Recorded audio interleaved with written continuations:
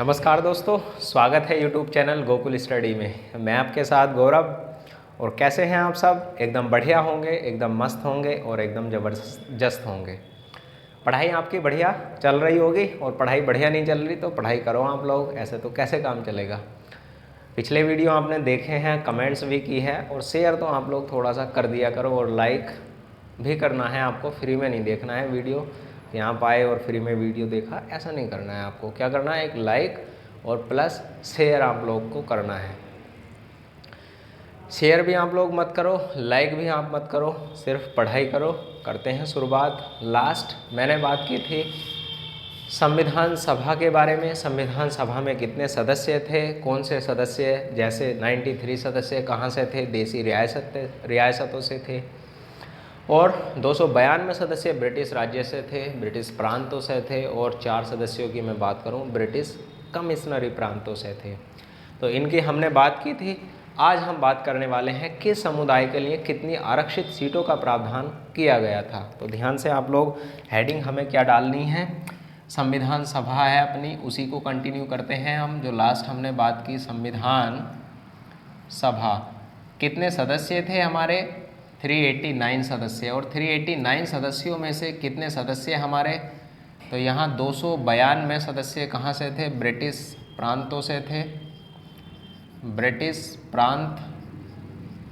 और दूसरे की मैं बात करूँ, ब्रिटिश प्रांतों से 292 सदस्य और 93 सदस्य, 93 सदस्य कहाँ से थे, देसी रियासतों से हमारे क्या थे, रियासतों से 93 सदस्य थे। और हमारे 4 सदस्य कहाँ से थे, 4 सदस्यों की मैं बात करूँ तो ब्रिटिश, ये कमिश्नरी प्रांत थे, कमिश्नरी प्रांत। और कमिश्नरी प्रांत कौन कौन से थे, आप लोग बताना कमेंट्स करके कि कौन कौन से कमिश्नरी प्रांत थे। A4, B4 और C4 और D4। A4 का मतलब है अजमेर, B4 बलूचिस्तान, C4 कुर्ग और D4 दिल्ली था। ये 4 सदस्य हमारे कमिश्नरी प्रांतों से थे। अब बात हमारी आती है कहाँ पर, किस समुदाय के लिए कितनी आरक्षित सीटों का प्रावधान संविधान सभा में किया गया था। तो ये बात आप लोग ध्यान से समझना बहुत अच्छे से। पहले हम बात करते हैं किसके संबंध में, किस समुदाय के लिए कितनी आरक्षित सीटें थीं। यानी विभिन्न समुदायों के लिए आरक्षित सीटें यानी कि समुदाय को कितनी आरक्षित सीटें दी गई थी। यदि मैं बात करूं, पहला ध्यान से आप लोग समझना, यहाँ पर सीटों को हमने कितने भागों में बांटा था, तो 3 पार्ट्स में हमने डिवाइड करके रखा हुआ था सीटों को। कौन कौन से, पहला था सामान्य में, और दूसरे सीट मुस्लिम, और उसके बाद हमारी नेक्स्ट हम बात करें सिख। ये हमारे क्या थे, 3 ऐसे थे, 3 समुदाय थे ये, जिन समुदायों में हमने सीटों को बांटकर रखा हुआ था, यानी सामान्य में, मुस्लिमों में और सिखों में। अब यहाँ पर बात आती है कि यहाँ महिलाओं के लिए कितनी आरक्षित सीटें थी। जो आरक्षित सीटों की हमने बात की है, जैसे महिलाओं की बात हम करें, महिला कितनी थी, कितनी आरक्षित सीटें थीं, तो वहाँ संविधान सभा में 15 महिलाएं थीं। ये भी आप लोग थोड़ा सा ध्यान रख लेना, 15 महिलाएं थीं टोटल, 15, 15 और 15, ध्यान से आप लोग समझना इस बात को, 15 महिलाएं थीं। अब हमारी बात आती है अनुसूचित जाति कितनी थी। अनुसूचित जाति के लिए कितनी आरक्षित सीटें थी, जाति, तो शेड्यूल कास्ट हम इसको बोलते हैं, इसके लिए 26 सीटें आरक्षित थी इनके लिए। अनुसूचित जनजाति की हम बात करें, अनुसूचित जनजाति यानी इनको बोलते हैं शेड्यूल्ड ट्राइब्स, कितनी आरक्षित सीटें थी इनके लिए, 33 आरक्षित सीटों का प्रावधान रखा गया था। और सामान्य की हम बात करें, जर्नल वालों के लिए कितनी रखी गई थी सीटें, 213 सीट यहाँ पर किसके लिए रखी गई थी, सामान्य के लिए रखी गई थी 213 सीटें। अब बात आती है मुस्लिम कितने थे यहाँ संविधान सभा, मुस्लिमों के लिए कितनी आरक्षित सीटें रखी गई थी, तो वहाँ आप लोग याद रखना 79 सीटें, कितनी 79 सीटें। और अभी यहाँ पर हम बात करेंगे 73 सीटें संविधान सभा में मुस्लिम लीग ने जीती, और अलग कैसे हुई संविधान से मुस्लिम लीग, उसकी भी हम चर्चा यहाँ पर करने वाले हैं। तो ध्यान से आप लोग समझना, मुस्लिमों के लिए आरक्षित सीटें थी 79। और नेक्स्ट हम बात करते हैं सिखों के लिए कितनी थी, हमने सिखों की बात की है, सिखों के लिए कितनी थी, तो वहाँ भी आप लोग याद रख लेना 4 सीटें सिखों के लिए थी। ये था जिसको हम बोलते हैं रिजर्वेशन का प्रावधान, यानी आरक्षित सीटों का प्रावधान था, ये आरक्षित सीटें रखी गई थी। और मेरे भाई या मेरी बहन को इनको जोड़ने की कोशिश करे कि ये इनको जोड़कर देखोगे तो ये हमेशा किसने आएंगे, हमेशा एक्स्ट्रा आएंगे, किससे 296 सीटों से एक्स्ट्रा आने वाली हैं ये, क्योंकि चुनाव हम इन पर ही कराएंगे। 296 सीटों से ये एक्स्ट्रा आएंगी। एक्स्ट्रा क्यों आएंगी, क्योंकि हमारी यदि कोई भी महिला है और एससी है तो कहाँ पर सीट काउंट होगी, एक सीट में काउंट होगी। महिला है, एसटी है, कहाँ पर काउंट होगी, महिलाओं के साथ साथ प्लस एसटी की भी सीट हमारी काउंट होने वाली है। अब हमारी बात यहाँ पर आती है कि संविधान सभा में जीती सीटें कितनी थी, यानी कांग्रेस ने कितनी सीटें जीती थी, मुस्लिम लीग ने कितनी सीटें जीती थी। क्योंकि हमारा मुख्य तौर पर मुख्य चेहरा क्या था उस समय, मुस्लिम लीग था और फिर कांग्रेस थी। कांग्रेस के ही टिकट पर सारे चुनाव जीते थे। हालांकि और भी क्षेत्रीय पार्टी थी, निर्दलीय उम्मीदवार भी थे, उनकी भी हम बात करेंगे, उनको कितनी कितनी सीटें प्राप्त हुई है यहाँ पर। तो ये ध्यान से आप लोग समझना।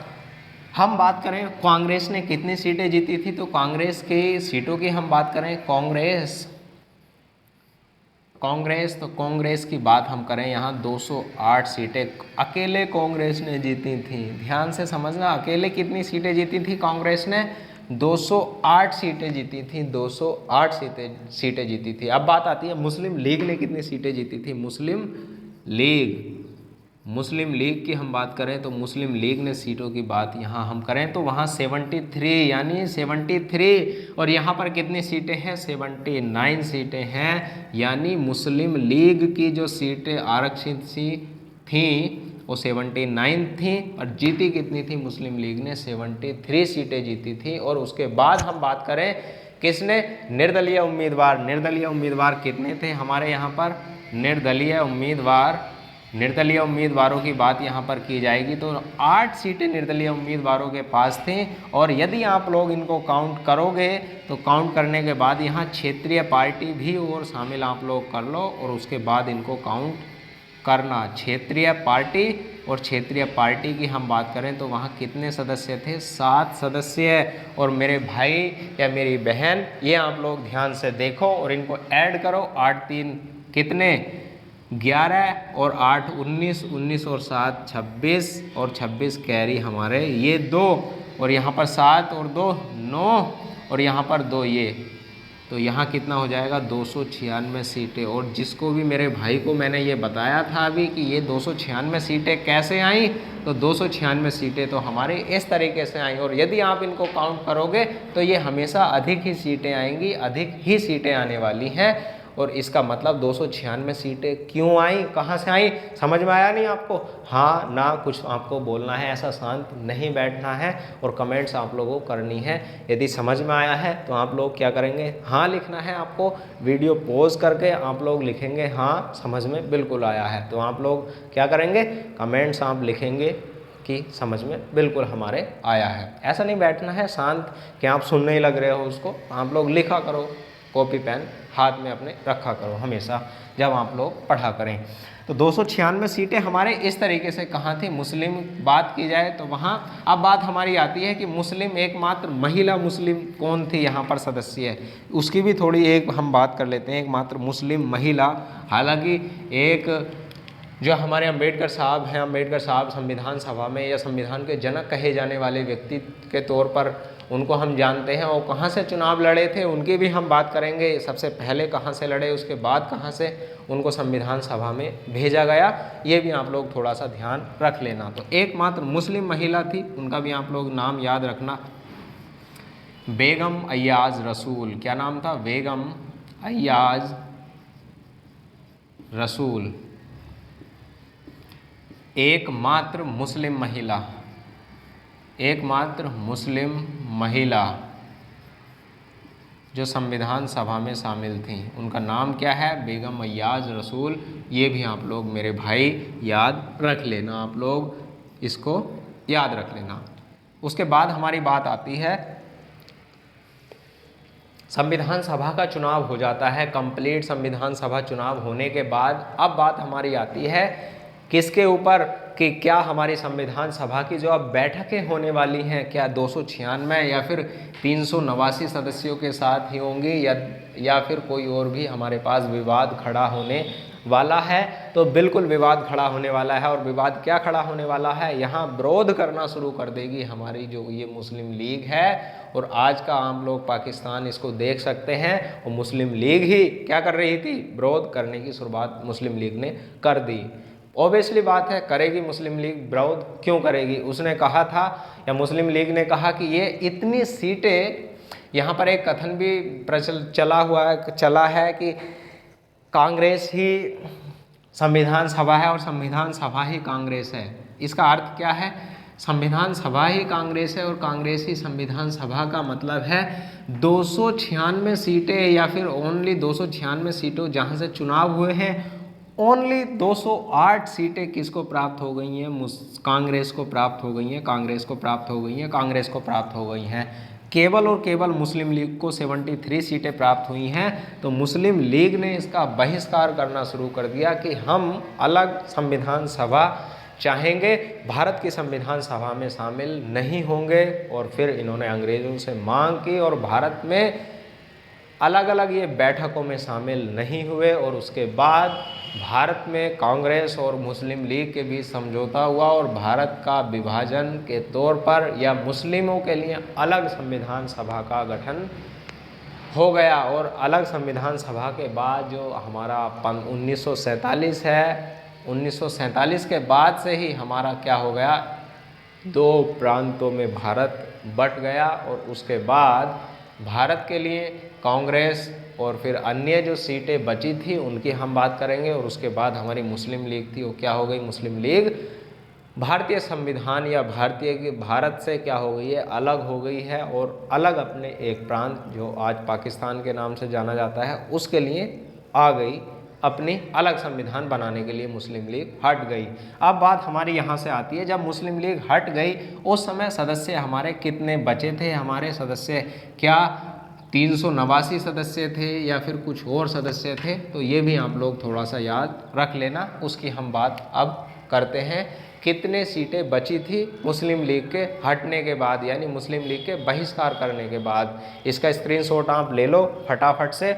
और फिर उसके बाद हम बात किसकी करते हैं? हम बात करते हैं मुस्लिम लीग के हटने की बात। आपने इसका स्क्रीनशॉट लिया होगा और स्क्रीनशॉट तो आप लोग बार बार कितने सारे स्क्रीनशॉट अपने फ़ोन में रखोगे आप लोग, इसलिए इसके नोट्स भी आप लोग साथ के साथ बनाएं। तो करते हैं।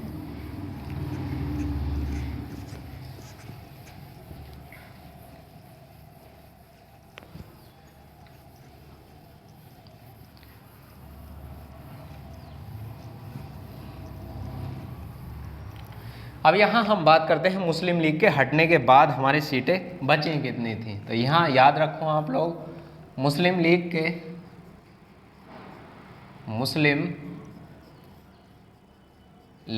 के हटने के बाद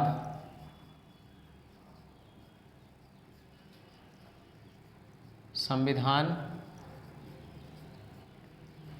सभा में सीटों की संख्या, यदि संविधान सभा में सीटों की संख्या की बात करें हम, कितनी सीटें रह गई थी? जो शेष सीटें बची थी तो 299 सीटें रह गई थी। 299 सीटें, 299 सीटें शेष हमारी कहाँ पर बच गई थी? मुस्लिम लीग के हटने के बाद। अब हमारी बात 299 के बाद हमारी कहाँ होती है? अब बात हमारी वापस आती है कि अब संविधान सभा की क्या होगी? संविधान सभा की अब क्या होने वाली है? अब होने वाली है मेरे भाई बैठक। और संविधान सभा की बैठक की हम बात करें तो संविधान सभा की बैठक हमारी कितनी हुई थी, और उसके बाद सबसे पहली बैठक कब हुई थी और कहाँ पर हुई थी, और 11 बजे हुई थी तो क्यों हुई थी, उसका भी आप लोग प्रावधान सुन लो। और आज की जो कार्यवाही 11 बजे ही शुरू होती है, तो 11 बजे ही क्यों शुरू होती है, क्योंकि हमारी संविधान सभा की जो पहली बैठक हुई थी, ध्यान से आप लोग समझना, संविधान सभा की पहली बैठक अब आ जाती है 299 सदस्य बचने के बाद। और पहली बैठक की मैं बात करूं तो संविधान सभा की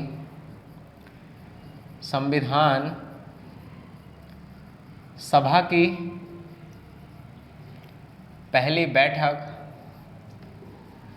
9 दिसंबर 1946 को हो जाती है। कब होती है? 9 दिसंबर 1946 पहली बैठक। 9 दिसंबर 1946 को पहली बैठक होती है, और कितने बजे होती है? 11 बजे होती है, और 11 बजे सुबह के। और 11 बजे के बाद यदि मैं बात करूं कहां पर होती है, तो आज का जो संसद भवन है उस समय क्या था, उसको बोलते थे केंद्रीय कक्ष या फिर केंद्रीय भवन, इसको बोलते थे संसद। आज का जो संसद भवन है वहाँ पर क्या हुई थी? संविधान सभा की पहली बैठक हुई थी। और संविधान सभा की पहली बैठक कब हुई थी? केंद्रीय भवन में 9 दिसंबर 1946 को 11 बजे हमारी संपन्न हुई थी। अब बात हमारी यहाँ आती है, क्या इसमें 299 ही सदस्य थे या और भी कोई सदस्य थे, या कम थे या अधिक थे? तो पहली बैठक में यदि मैं बात करूं सदस्यों की संख्या, तो पहली बैठक में शामिल होने वाले 207 सदस्य थे। 207 सदस्यों ने ही पहली बैठक में भाग लिया था। और इसका मूल कारण क्या था? 207 सदस्यों का भाग लेने का मूल कारण था क्योंकि अभी जो देसी रियासतें थीं, देसी रियासतों ने ये अभी निर्णय नहीं लिया था कि हम भारत की संविधान सभा में शामिल हों, या फिर हम किस संविधान सभा में शामिल हों, पाक की या मुस्लिम लीग में शामिल हों। तो इसी कारण से यदि आपसे पूछा जाए संविधान सभा की पहली बैठक कब हुई थी, 9 दिसंबर 1946 को कब हुई थी?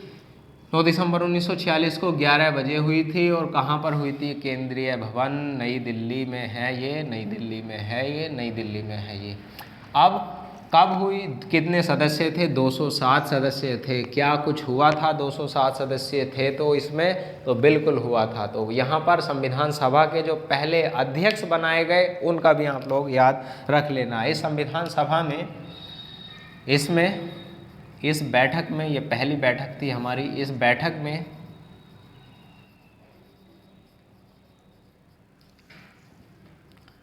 डॉक्टर सच्चिदानंद सिन्हा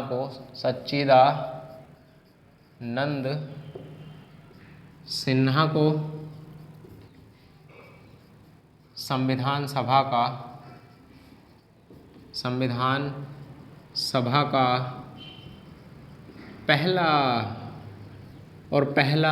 पहला अध्यक्ष बनाया गया। और ये कैसे अध्यक्ष थे, ये भी आप लोग, बहुत अच्छा पॉइंट है, इसको भी आप लोग याद रखना। और यह पहले अस्थायी अध्यक्ष थे। और इनको बनाया किसने था और क्यों बनाया था, ये भी आप लोग याद रखना। डॉक्टर सच्चिदानंद सिन्हा संविधान सभा में पहले अध्यक्ष बनने वाले व्यक्ति थे। और कैसे व्यक्ति थे? अस्थायी अध्यक्ष थे। और इनको किसने बनाया था या किसने तर्ज रखी थी? जे.बी. कृपलानी ने इनके नाम का प्रस्ताव रखा, क्योंकि यह पूरी संविधान सभा में कैसे व्यक्ति थे? बुजुर्ग व्यक्ति थे। ये भी आप लोग याद रख लेना। कैसे व्यक्ति थे? बुजुर्ग व्यक्ति थे, जो संविधान सभा के लिए पहले अस्थायी अध्यक्ष हमारे बने। और किसने कहा, इनका प्रस्ताव रखा था? जे.बी. कृपलानी ने। और पहली बैठक में इनको अध्यक्ष बनाया गया। और यदि आपसे कभी बाय द वे पूछ लिया जाए, ऐसा पूछता नहीं है नॉर्मल से एग्जाम में, कि ऐसा किस आधार पर रखा गया। ये तो फ्रांस के आधार पर इसको रखा गया था। फ्रांस में भी पहली बैठक में ही जो बुजुर्ग व्यक्ति थे उनको अध्यक्ष बनाया गया था और इसी कारण भारत में भी इसी आधार पर पहले अध्यक्ष इनको बनाया गया। अब बात यहाँ पर आ जाती है कि संविधान सभा में उपाध्यक्ष किसको बनाया गया था, तो ये भी आप लोग थोड़ा सा ध्यान रख लेना। संविधान सभा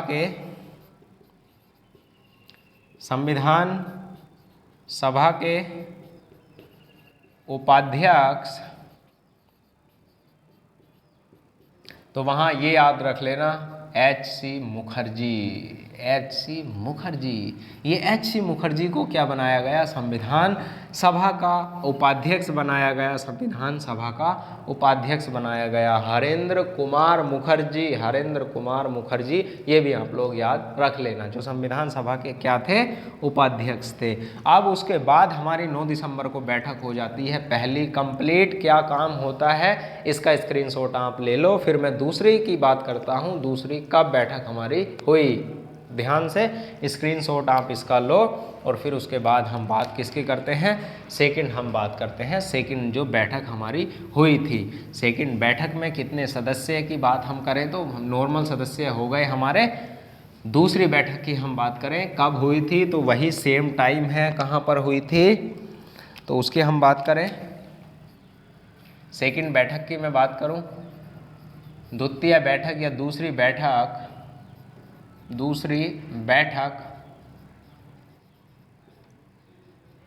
11 दिसंबर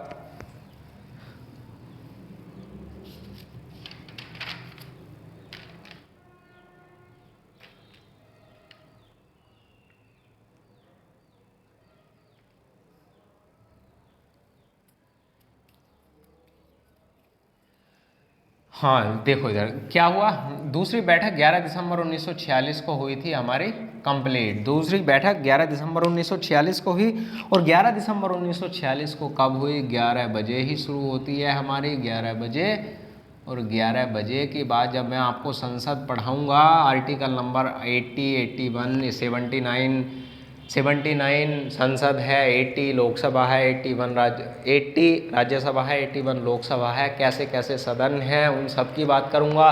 11 बजे से 1 बजे तक, 12 बजे तक क्या होता है, 12 से 1 बजे तक क्या होता है, सब आपको बताने वाला हूं। पर आपको क्या करना है, पहले कंटिन्यू देखना है वीडियो, उसके बाद हम नेक्स्ट भी बात करेंगे। 11 बजे हुई और बात हमारी क्या आती है, दूसरी बैठक में क्या हुआ था, तो इसमें संविधान सभा के स्थायी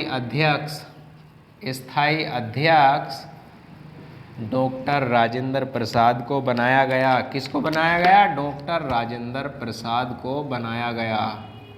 डॉक्टर राजेंद्र प्रसाद साहब को क्या बनाया गया, इसमें संविधान सभा का स्थायी अध्यक्ष बनाया गया 11 दिसंबर 1946 की बैठक में। और इसी बैठक में हमारे संविधान के संवैधानिक सलाहकार बनाया गया, संवैधानिक सलाहकार बनाया गया किसको, सर वी.एन. राव को। Sir VN. राव को क्या बनाया गया, संविधान का संवैधानिक सलाहकार। और ये एकमात्र ऐसे व्यक्ति थे, और ये कौन थे, ICS अफसर, जिन्हें दुनिया के संविधानों का अच्छा ज्ञान था। ये व्यक्ति संविधान के तौर पर एक विशेषज्ञ के तौर पर भी जाने जाने वाले व्यक्ति हैं हमारे सर वी.एन. राव। हालांकि डॉक्टर भीमराव अंबेडकर साहब हैं, बहुत अच्छी उनकी रही है यहाँ पर, पूरे संविधान का रोल भी रहा है। और उसकी मैं बात करूँगा जब विशेष तथ्य मैं आपको लिखवाऊँगा कि जो हमारे ये सदस्य थे, 299 सदस्यों में से 250 सदस्य थे, उनके बराबर शब्द एकमात्र डॉक्टर भीमराव अंबेडकर साहब ने बोले थे। उनकी मैं विशेष तथ्य में आपसे चर्चा करूंगा कि इतने सदस्य सबसे अधिक बोलने वाले व्यक्ति कौन थे, उन सब की मैं बात करूंगा। तो ICS अफसर, और ये कौन थे? संवैधानिक सलाहकार। तो संवैधानिक सलाहकार कौन थे? Sir BN Rao. कब बने? 11 दिसंबर 1946 को बने। अब बात हमारी आती है तीसरी बैठक की। तीसरी बैठक कब हमारी होती है? थर्ड बैठक या तीसरी बैठक। तो तीसरी बैठक हमारी होती है 13 दिसंबर 1946 को। और 13 दिसंबर 1946 को जब हमारी ये बैठक कंप्लीट हो जाती है, इसमें होता क्या है? तो इसमें उद्देश्य प्रस्ताव रखा गया था पंडित जवाहरलाल नेहरू के द्वारा। इसमें उद्देश्य प्रस्ताव रखा गया था, उद्देश्य प्रस्ताव रखा गया था पंडित जवाहरलाल नेहरू के द्वारा। पंडित जवाहरलाल नेहरू के द्वारा, नेहरू के द्वारा।